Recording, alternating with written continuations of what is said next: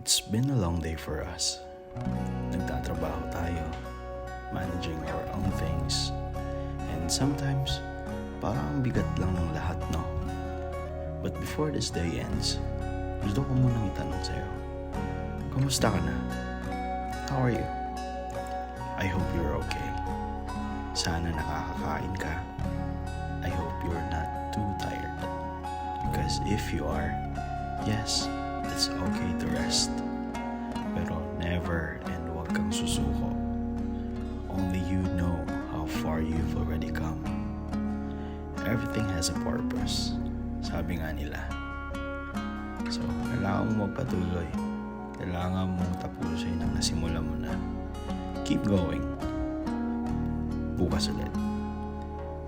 Desk with Carl.